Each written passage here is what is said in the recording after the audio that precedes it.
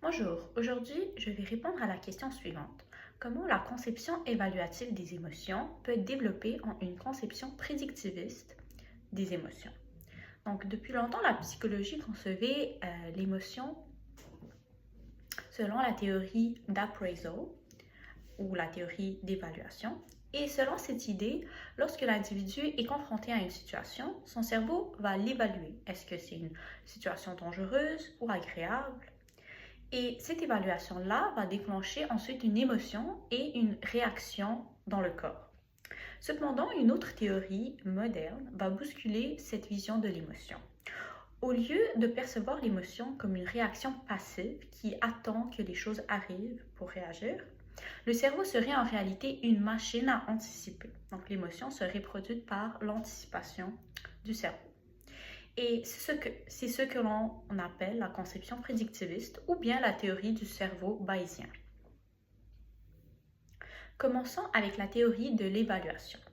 Elle repose sur une chaîne d'événements très simple et séquentielle. Par exemple, si une personne marche dans la forêt et perçoit une forme allongée par terre, ce qui est un stimulus sensoriel, son cerveau va évaluer cette information, ce stimulus, et ça, c'est l'étape de l'appraisal. Et par exemple, la personne va penser qu'elle voit un serpent.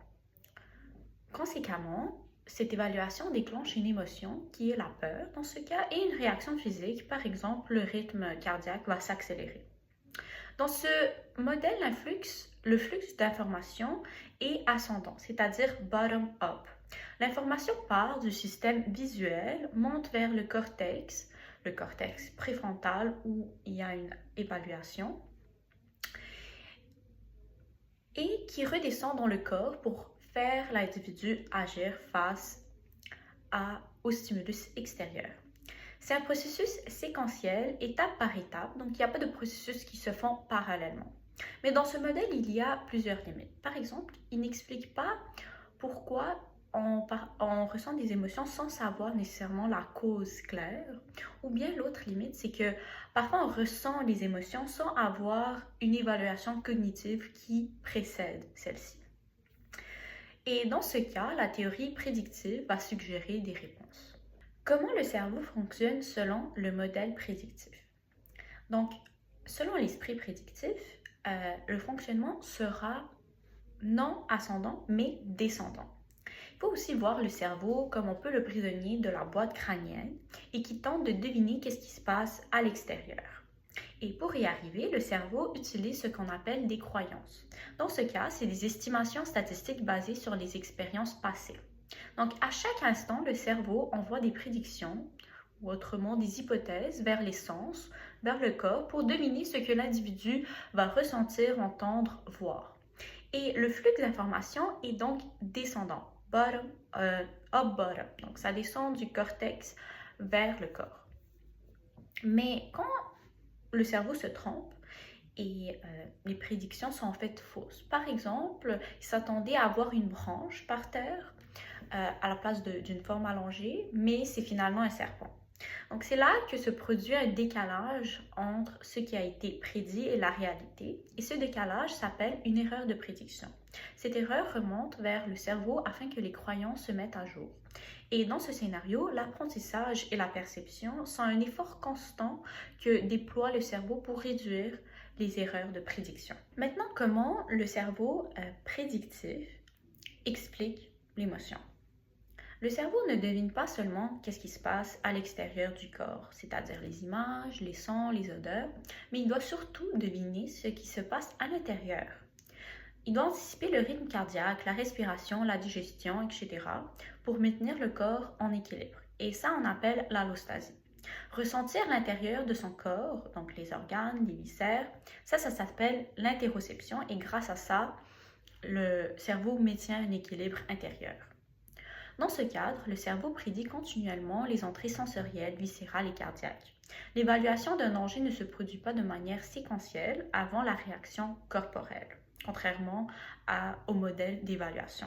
Au contraire, si l'organisme est confronté à un stimulus imprévu, par exemple l'apparition soudaine d'une menace, le cerveau perçoit un changement interoceptif et extéroceptif non programmé.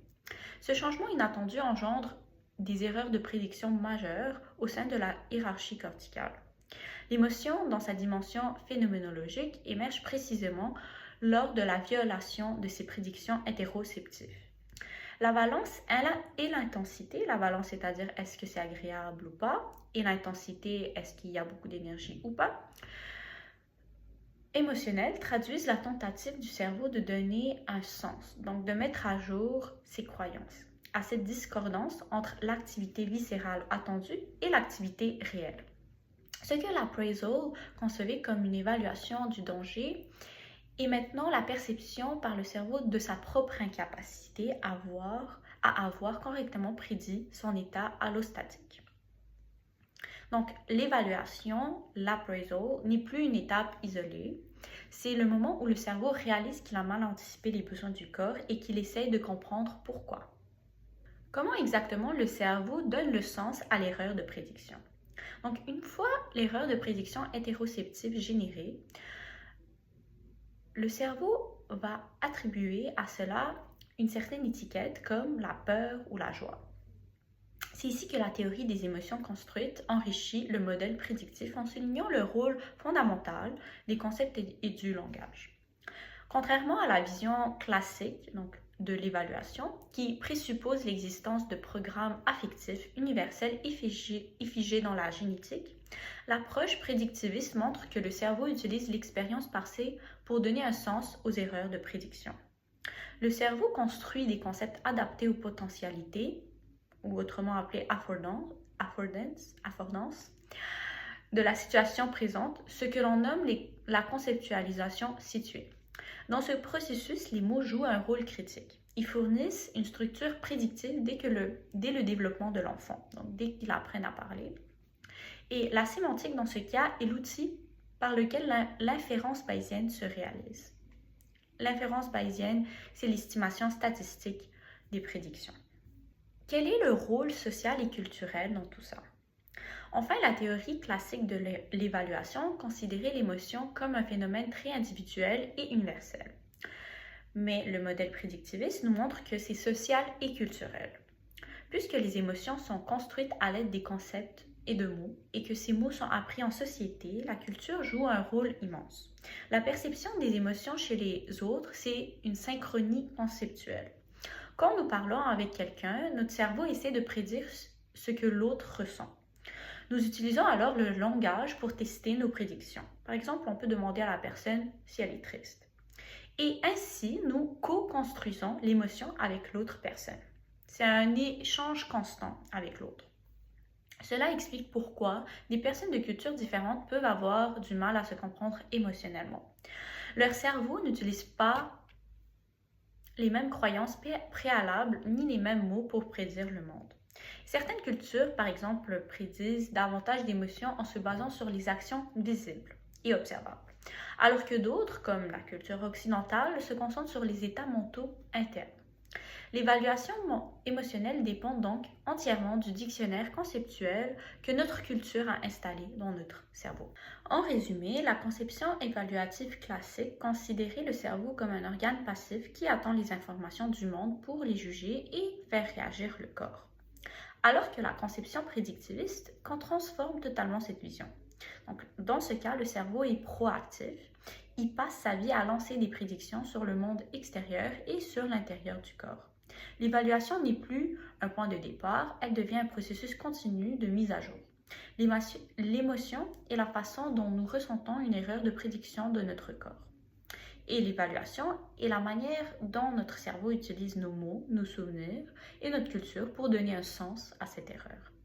L'être humain n'est donc pas une machine qui réagit, mais un organisme qui anticipe, qui se trompe et qui construit du sens pour s'adapter.